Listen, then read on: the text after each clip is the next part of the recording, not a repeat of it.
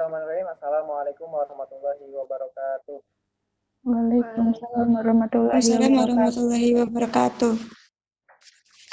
Ya Rabbana, alhamdulillahilladzi hadana li hada wa ma kunna linahtadiya laula an hadana Allah. Bersyukur marilah kita panjatkan kehadirat Allah Subhanahu wa taala bahwasanya pada hari ini alhamdulillah kita bisa kembali melaksanakan kegiatan Kan itu diaktifkan videonya. yang mungkin hari ini adalah pertemuan terakhir bagi kita semua ya sudah terasa. Namun ada tadinya hari ini rencananya dua materi sekaligus, namun tadi dari Bapak Asef Hidayat, beliau tidak bisa mengikuti kegiatan hari ini, namun beliau akan melakukan live streaming melalui aplikasi beliau di upload di Classroom. Salam kita selalu terciptakan kepada Muhammad Sallallahu alaihi wasallam.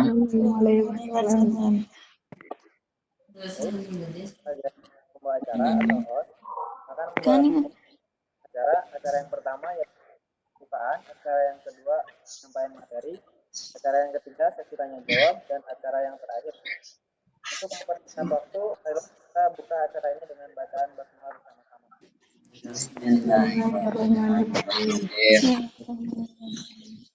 Alhamdulillah acara telah kita buka. Saja kita mengikuti ke acara selanjutnya, yaitu penyampaian materi tentang sadar yang dilakukan oleh Bapak Ustaz Abdul Manan PDI. Waktu dan tempat saya persilakan. Ya, makasih Kak Aga. Bismillahirrahmanirrahim. Assalamualaikum warahmatullahi wabarakatuh. Waalaikumsalam warahmatullahi wabarakatuh. Alhamdulillah, ini adalah yang ketiga kalinya kita bertemu di jarak jauh dalam kapasitas online, yaitu Tren SMK Wira Informatika Global. Ya, walaupun masih ada beberapa orang yang hadir, cuma ada boleh di absen, ada Aisyah Neneng di sini di layar, ada Siti Amanatusania, ada Pak Asep sebenarnya di sini di belakang layar, ada Kak Aga, ada Liasari dan yang lainnya. Ya, mudah-mudahan niatan lillahi ta'ala ini menjadi pahala buat kita aja, karena masih dalam keadaan bulan suci Ramadan. Dalam materi hari ini insya Allah yaitu pengertian tadarus Al-Quran. Ya, sebelum kita lanjut ke materinya, puji syukur kehadirat Allah Subhanahu wa taala. Alhamdulillah kita masih diberikan kesehatan, diberikan masih bisa bertatap muka walaupun jarak jauh, tapi dengan bersyukur pada Allah Subhanahu wa taala, Allah masih memberikan kesehatan kepada kita. Ini adalah nikmat yang paling besar, salah satunya selain daripada nikmat iman, nikmat Islam dan yang lain sebagainya. Nah, hari ini walaupun misalkan dalam keadaan posisinya bulan puasa, alhamdulillah udah masuk ke 10 yang terakhir. Kalau nggak salah ini adalah yang ke-21 atau ke-berapa. Nah, mudah-mudahan kita bisa melewatinya full 1 bulan penuh dan berakhir nanti di suasana Idul Fitri.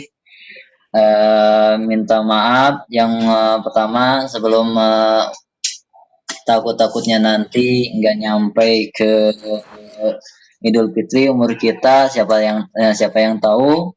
Tapi saya pribadi minta maaf kalau misalkan ada salah-salah kata dari 2 pertemuan yang sebelumnya ataupun misalkan yang sekarang, atau mobil khusus di keluarga SMK Wira Informatika dari awal pertemuan dari saya sendiri masuk ke SMK Wira Informatika. Mohon maaf batin. Nah, Yang kedua, salawat dan salam kepada marilah kita panjatkan kepada junjungan Nabi besar Muhammad SAW. Berkatnya kita diberikan menjadi mudah-mudahan kita termasuk ke dalam umatnya yang mendapatkan syafaat di yaumil akhir nanti.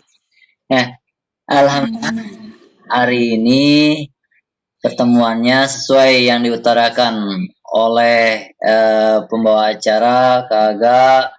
Sebenarnya ada duet yang direncanakan. Yang pertama saya sendiri, yang kedua yaitu Pak Asep Hidayat. Karena ada salah satu hal yang tidak bisa ditinggalkan, maka saya terpaksa solo lagi. Pak Asepnya insya Allah dengan materi yang akan disampaikan oleh Pak Asep nyusul di kelas masing-masing, bisa dilihat nanti. Nah, jadwal hari ini insya Allah saya kebagian yaitu tentang tadarus Al-Quran. Nah, berhubung sekarang yaitu masih bulan suci Ramadan, kemarin udah dibahas tentang fadilah bulan puasa. Salah satunya yang diutamakan bulan puasa ini atau misalkan bulan suci Ramadan karena termasuk dalam bulan suci, salah satu yang disunahkan atau dianjurkan untuk menambah nama pahala yaitu membaca ayat suci Al-Quran yang udah dibahas kemarin tentang ayat Al-Quran yang disampaikan dari Allah Subhanahu Wa Taala kepada Nabi Muhammad SAW. Mudah-mudahan yang sering kita baca itu adalah mendapatkan balasan dari Allah Subhanahu Wa Taala. Nah, pengertian dari tadarus Al-Quran itu sendiri kebanyakan banyak, baik misalkan dilakukan di musola atau misalkan di masjid atau di madrasah-madrasah atau di rumah masing-masing. Itu adalah kegiatan yang sebenarnya di Indonesia itu adalah kegiatan yang udah menjadi tradisi, yang udah enggak aneh lagi. Tetapi pemahamannya yang kemungkinan ada yang berbeda. Nah, pengertiannya adalah Al-Quran merupakan mukjizat yang diturunkan oleh Allah Subhanahu Wa Taala kepada Nabi yang terakhir, penutup Nabi yaitu Nabi Muhammad SAW yang memiliki keutamaan bagi yang menghafalnya, yang membacanya maupun yang mendengarkannya. Tuh. Jadi bukan hanya orang yang membacanya, mendengarkannya aja insya Allah mendapatkan pahala. Nah, dengan adanya tadarus Al-Quran diharapkan dapat mengambil manfaat dari keutamaan-keutamaan bagi yang membaca maupun yang mendengarkannya. Balik lagi ke pengertian definisi tadarus Al-Quran. Kata tadarus berasal dari bahasa Arab, yaitu darosa yadrusu, bahasa Arab yang artinya adalah mempelajari, meneliti, menelaah, mengkaji, dan mengambil pelajaran dari wahyu Allah SWT atau kalam ilahi. Lalu kata darosa yadrusu, fil madi dan fil mudore, darosa yadrusu, ketambahan huruf ta di awalnya sehingga menjadi tadarosa ya tadarosu. Maka maknanya berubah menjadi saling belajar atau mempelajari secara lebih mendalam di sini. Jadi biasanya tadarus itu adalah bukan sendiri. Jadi kebanyakan ngumpul, bahasa kalimat zaman Nabi itu disebut holakoh, berkumpul. Holakoh perkumpulan dengan membaca giliran dari satu ditukar satu orang lagi, lanjut satu orang lagi. Nah, yang lainnya mendengarkan. Kalau misalkan ada kesalahan dari yang membacanya, yang mendengarkan mempunyai ilmunya, itu adalah boleh dikoreksi. Ini jadi saling belajar dan mempelajari secara lebih mendalam. Tuh.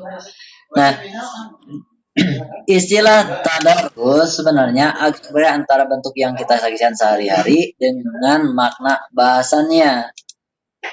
Nah, biasanya berbentuk sebuah majlis di mana para peserta membaca Al-Quran bergantian. Ini disebut dengan tadarus. Satu orang membaca dan yang lain menyimak, mendengarkan.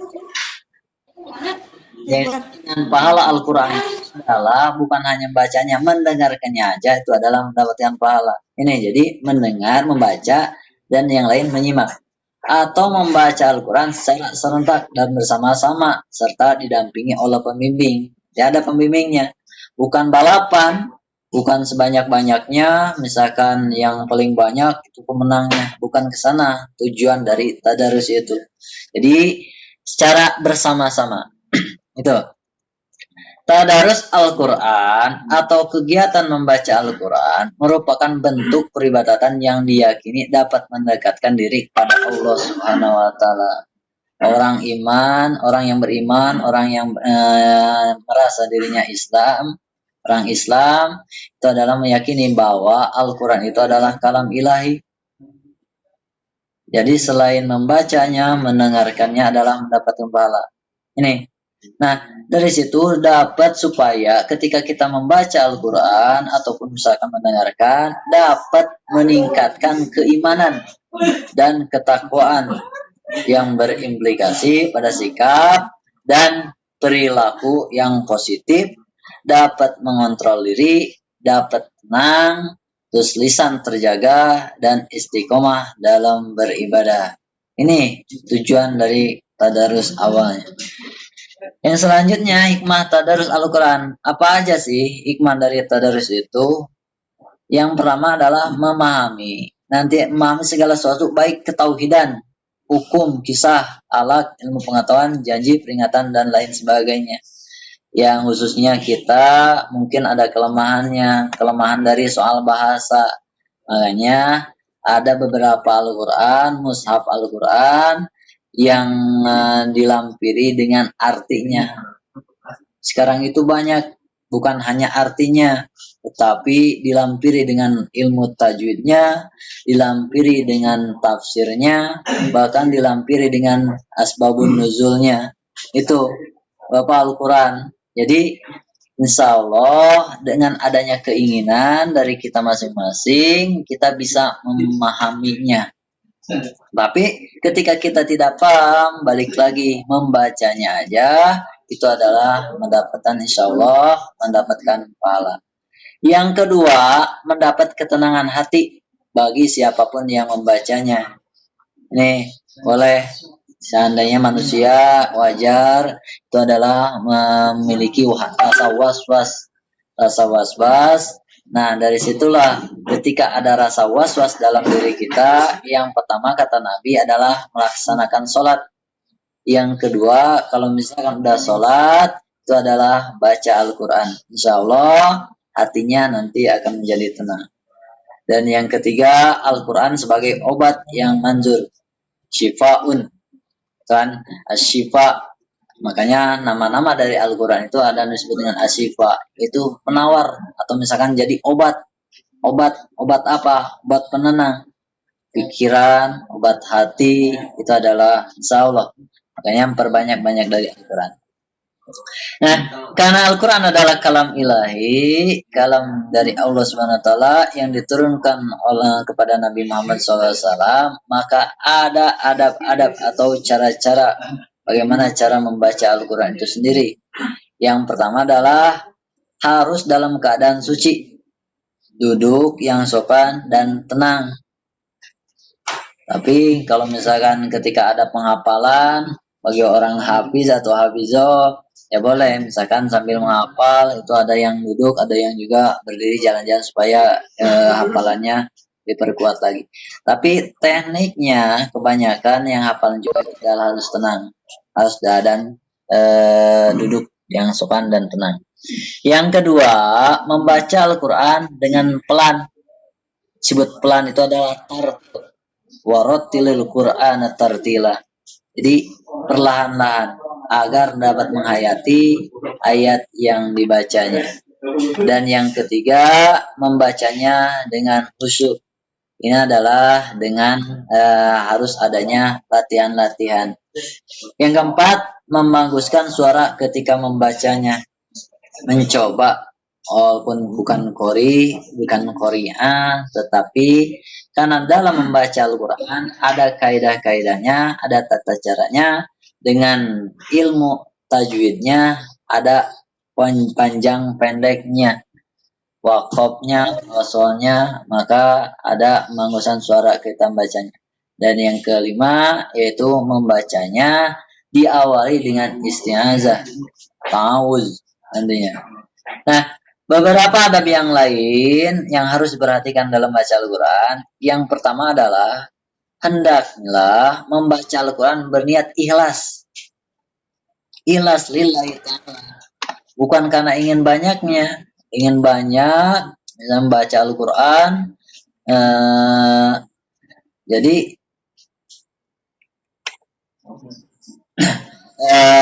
karena ingin ada timbul kesombongan dari kita. Jadi yang pertama adalah harus ikhlas, mengharap ridho Allah Subhanahu wa taala, bukan berniat ingin mencari dunia atau cari hujan. Makasih Kak Usep.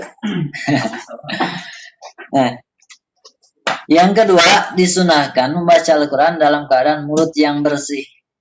Maksudnya apa di sini? Maksudnya adalah jangan sampai ketika kita membaca Al-Quran tapi dalam keadaan makan. Khususnya kalau misalkan bulan suci Ramadan, ketika siang hari ini jauh dari kemungkinan. Tetapi ketika udah buka puasa, udah maghrib, mau membaca Al-Quran karena masih lapar, ngaji-ngaji tapi mulut masih makan, itu makan, silahkan lanjut makan dulu, atau misalkan mau ngaji dulu. Ini disunahkan baca Al-Quran dalam mulut yang bersih. Yang ketiga, disunahkan baca Al-Quran dalam keadaan suci. Dalam keadaan suci. Ini dalil yang mendukung hal ini adalah An Abi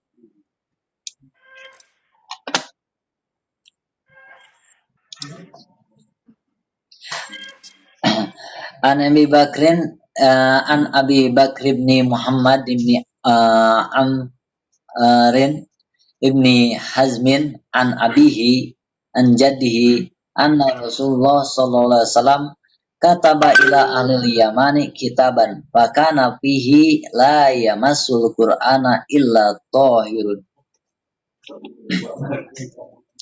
Yang artinya dari Abu Bakar bin Muhammad bin Amr bin Hazm, dari ayahnya, dari kakeknya, sesungguhnya Rasulullah Shallallahu Alaihi Wasallam pernah menulis surat untuk penduduk Yaman yang isinya tidak boleh menyentuh Al-Quran melainkan orang yang suci menyentuhnya.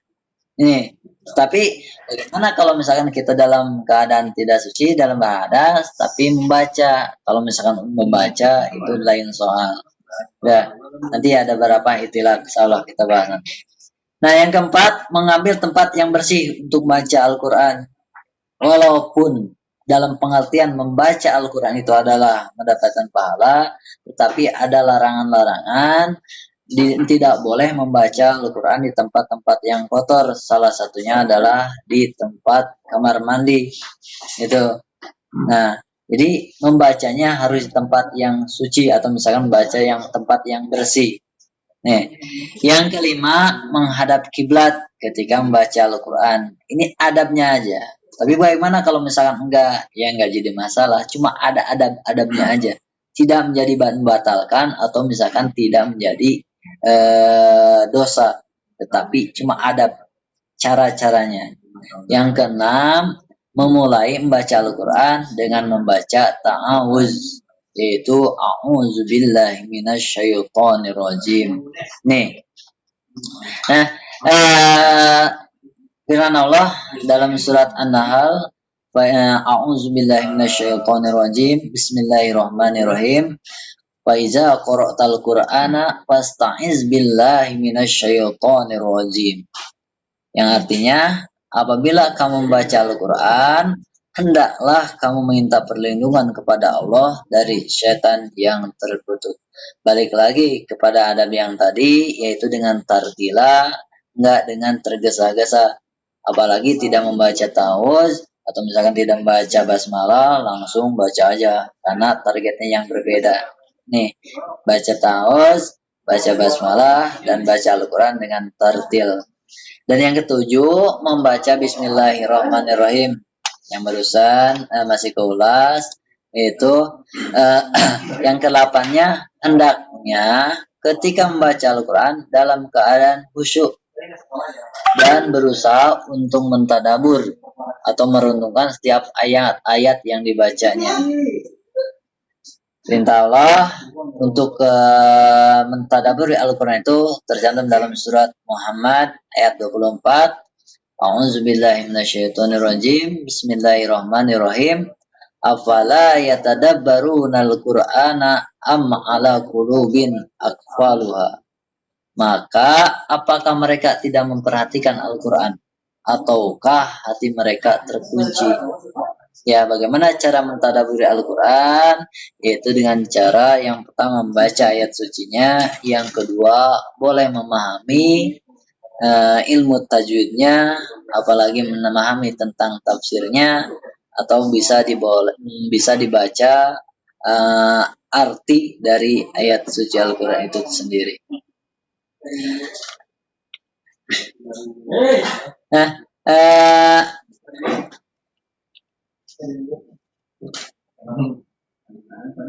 lanjut, Al-Quran merupakan sumber hukum pertama dalam Islam sebelum hadis. Otomatis adalah hukum umat Islam itu ada dua. Yang pertama diambil dari Al-Quran, yang kedua adalah dari hadis. Ya, ketika tidak ada Al-Quran dan hadis, nanti ada ijma dan qiyas. Nah, dalam membaca Al-Quran ada beberapa larangan yang harus kita perhatikan agar ibadah membaca Al-Qurannya menjadi semakin sempurna. Nanti insya Allah yang masih membaca atau misalkan karena yang terbiasa membaca Al-Quran dengan tadarus masing-masing, yang pertama ada larangannya, jangan riya. Tadarus bareng-bareng tapi ada niatan riya atau misalkan ingin dipuji oleh orang lain, itu adalah larangan, tidak boleh. Yang balik lagi tadi, membaca Al-Quran itu adalah harus dengan cara ikhlas. Yang kedua, jangan jadikan Al-Quran sebagai perantara untuk mencapai tujuan dunia. Ini itilaf, ada itilaf. Ada juga yang mengatakan bahwa jangan dijadikan Al-Quran itu adalah sebagai perantara untuk mencapai tujuan dunia. Maksudnya apa? Maksudnya adalah jangan boleh nanti sebagai dijual belikan ayat-ayat suci Al-Quran. Atau misalkan ingin suatu hal menggunakan amalan ini atau amalan yang lain. Yang ketiga, jangan makan dari Al-Quran. Maksudnya apa? Maksudnya di sini adalah jangan makan dari Al-Quran itu adalah dijual belikan. Nih yang dilarang. Yang keempat, jangan meninggalkan Al-Quran.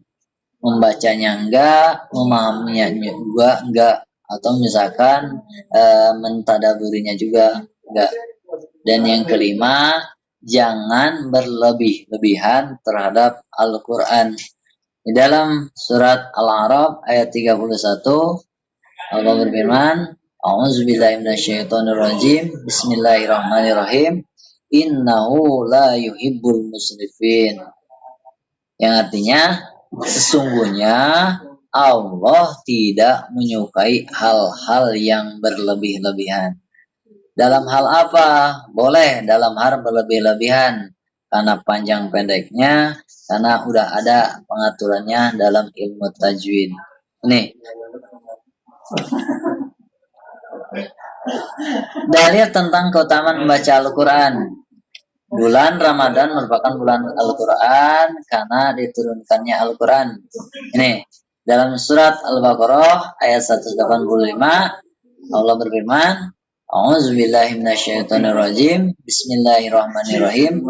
Syahrul Ramadan allazi unzila fihil Qur'anu hudan linnasi wa bayyinatin minal huda wal furqan.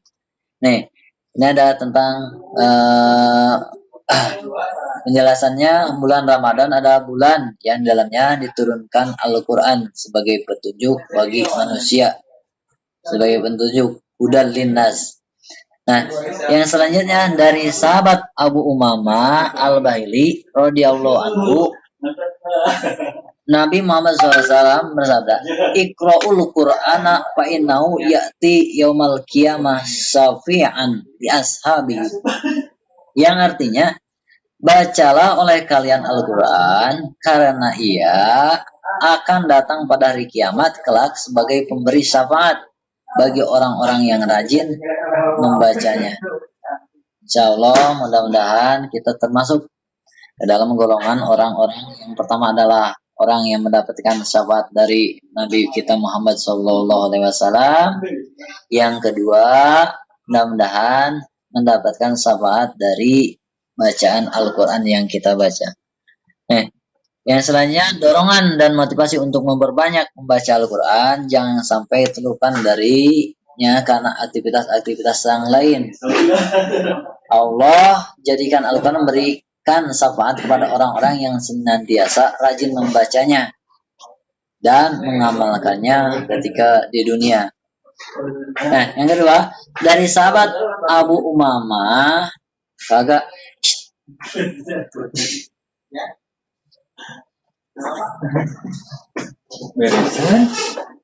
Pasien bergabung. Posisi ini hilangkan. Bisa? Nggak bisa Pak. Pindah lagi. Handapkan. Itu. Ya maaf. Kesalahan teknis. Ada Pak Asep di sini bergabung. Pak Asep Nurman. Ya. Belajar bareng Pak Asep. Ya, dari sahabat Abu Umamah Al-Bahili radhiyallahu anhu, saya mendengar Rasulullah SAW bersabda, "Iqra'uz Zahrawaini Al-Baqarah wa suratal Al-Imran, fa innahuma ta'tiyani yaumal qiyamati ka'annahuma dhamamatani au ka'annahuma ghayayatani au ka'annahuma firqani min tairin sawab wafatuhajani an ashabima ikra'u suratal baqarah fa inna ahzah barakatan wa tarkaha hasratan wa la tastati'uha al-batala. Nih, artinya adalah bacalah oleh kalian dua bunga dalam Al-Quran. Ini mudah-mudahan jadi ilmu. Kalau misalkan etilab nanti, mudah-mudahan hadisnya di sini hadis riwayat Muslim nomor 804, dua bunga, yaitu surat Al-Baqarah dan surat Al-Imran. Karena keduanya akan datang pada hari kiamat, seakan-akan keduanya dua awan besar atau dua kelompok besar dari burung yang akan membela orang-orang yang senantiasa rajin membacanya. Bacalah oleh kalian surat Al-Baqarah, karena sesungguhnya mengambilnya adalah barokah, meninggalkannya adalah kerugian, dan sihir tidak akan mampu menghadapinya. Dari hadis ini bukan hanya mengutamakan surat Al-Baqarah aja atau surat Al-Imran aja, tetapi keseluruhan dari 30 juz isi dari Al-Quran itu adalah insya Allah mendapatkan pahala kalau misalkan kita membacanya. Nah, hadis yang lain tentang keutamaan membaca Al-Quran adalah dari sahabat An-Nawas bin Sam'an Al-Kilabi radhiyallahu anhu berkata, saya mendengar Rasulullah SAW bersabda, "Yu'ta bil Qur'ani yaumal qiyamati wa ahlihi allazi nakanu ya'maluna bihi taqdumuhu suratul Baqarah wa Al-Imran wa ajani an sahibihima." Ini sama hadisnya dengan yang tadi.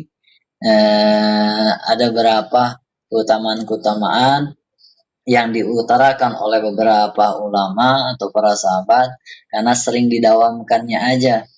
Bukan hanya pilihan-pilihan, tapi ketika ada suatu hal, kadang-kadang hanya membaca beberapa atau misalkan ayat-ayat tertentu aja.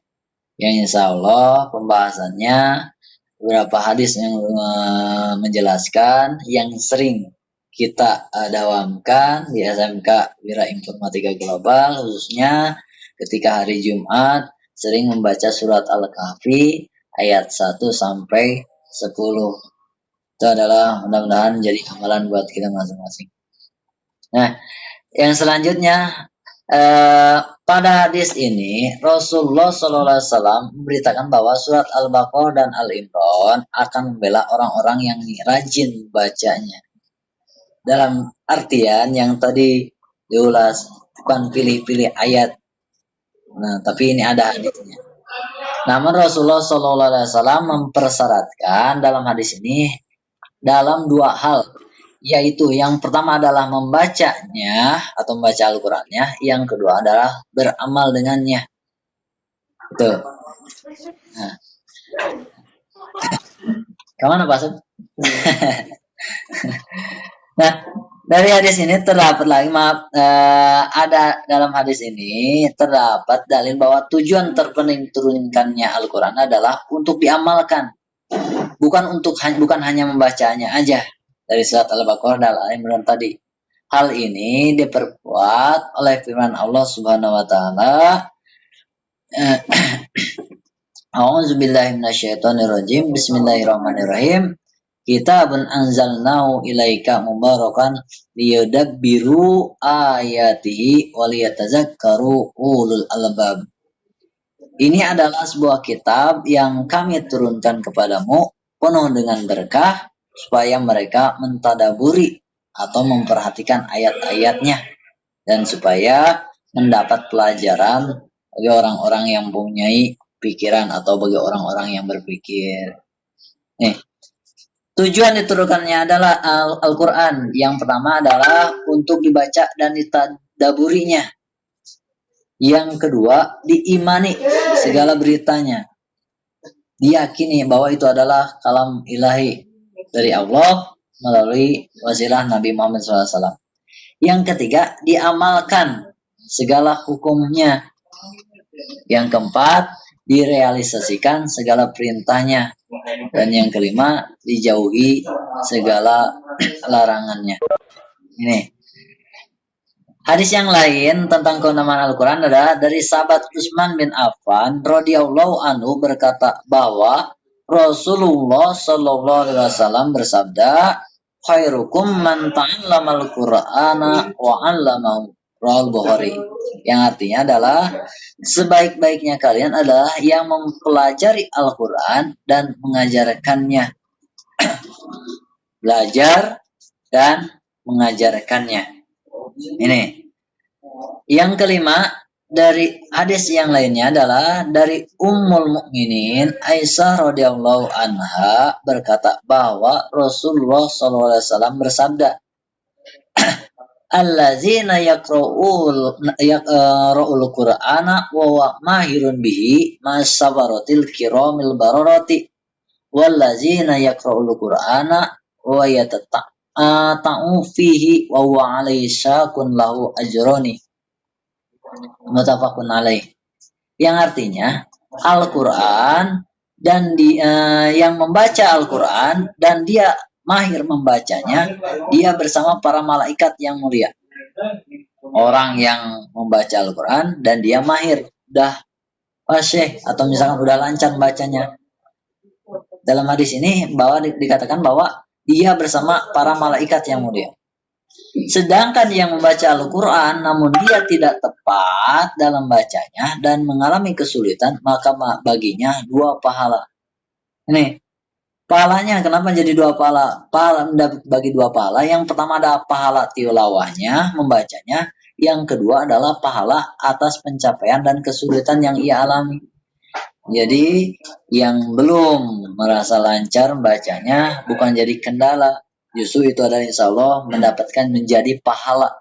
Karena adanya kesulitan baca Al-Quran, itu adalah menjadi pahala yang lainnya. Nah, hadis yang lainnya dari sahabat Abu Musa al-Asy'ari radhiyallahu anhu berkata bahwa Rasulullah Shallallahu Alaihi Wasallam bersabda, Masalul mu'minina allazina yaqra'una al-Qur'ana masalul utrujah riwa tayyibun wa ta'muha tayyibun wa masalul mu'minina allazina la yaqra'ul Qur'ana kama salit tamrah la rihan laha wa ta'muha khulwun. Di sini ada kalimat hulwun atau misalkan hulwun itu manis, rihun ada wangi. Wa masalul munafiqil ladzi yaqra'ul Qur'ana kamasalir rihana rihuha thayyibun wa ta'muha murrun. Wa masalul munafiqil ladzi la yaqra'ul Qur'ana kamasalil hanzalah laisa la rihun wa ta'muha murrun. Hadis muttafaqun alaih. Artinya, perumpamaan seorang mukmin yang rajin membaca Al-Quran adalah seperti buah al-atrujah. Orang mukmin rajin membaca Al-Quran. Kata Nabi, diumpamakan seperti buah atrujah. Apa itu buah atrujah? Buah atrujah itu adalah aromanya yang wangi dan rasanya enak. Wangi dan enak. Kita nggak tahu kalimat buah atrujah itu seperti apa. Kalau misalkan mungkin boleh saya gambarkan, semisal kalau yang suka durian, kayak durian, udah wangi, diciumnya wangi, terus dirasakannya enak. Tuh. Tapi kalau misalkan itu bagi orang yang suka, kalau yang nggak suka ya bukan perumpamaan lagi. Yang kedua, perumpamaan seorang mukmin yang tidak membaca Al-Quran, orang mukmin tetapi dia tidak membaca Al-Quran. Kata Nabi seperti buah tamar atau buah kurma yang tidak ada aromanya namun rasanya manis. Insyaallah berhusnuzon. Insyaallah kalau misalkan kurma ini kita tahu tidak ada rasa aromanya, tetapi rasanya manis. Ini. Jadi orang mukmin yang rajin membaca Al-Quran seperti atrujah, aromanya wangi dan rasanya enak. Sedangkan orang mukmin yang tidak membaca Al-Quran seperti buah kurma, aromanya tidak ada tetapi rasanya manis. Dan seorang munafik namun ia rajin baca Al-Quran, orang munafik, ayatul munafiki salasun. Nih, munafik nih. Nah, kalau misalkan orang munafik ini adalah dia rajin baca Al-Quran. Kata Nabi diibaratkan seperti buah raihanah. Apa itu buah raihanah? Buah raihanah itu adalah aromanya wangi namun rasanya pahit. Cuma wanginya aja, ada wangi, ada ketika dicium itu ada rasa wanginya. Tetapi ketika dirasakan buah itu adalah pahit. Nah, yang keempat, perumpamaan seorang munafik yang tidak rajin membaca Al-Quran adalah seperti buah hanzalah, yaitu tidak memiliki aroma dan rasanya pun pahit. Mudah-mudahan kita termasuk golongan yang pertama, atau misalkan kalau enggak yang pertama juga termasuk ke dalam golongan yang kedua atau seperti buah kurma. Ini. Nah, seorang mukmin yang tidak membaca Al-Quran ini seperti buah kurma. Walaupun misalkan ada aromanya, tetapi ketika dirasakan itu adalah rasanya manis. Nah.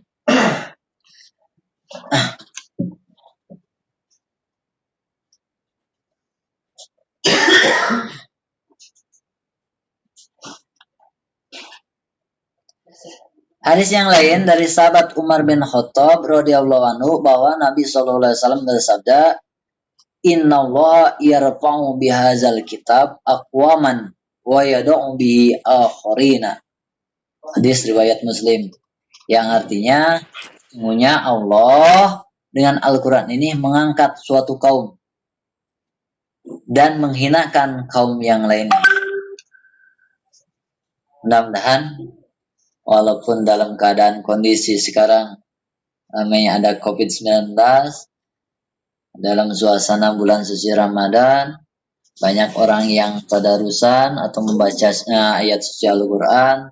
Mudah-mudahan kita termasuk ke dalam golongan orang-orang yang diangkat oleh Allah Subhanahu wa taala, bukan termasuk ke dalam orang yang dihinakan oleh Allah Subhanahu wa taala. Nah, kita aja mungkin kajian hari ini balik ke agak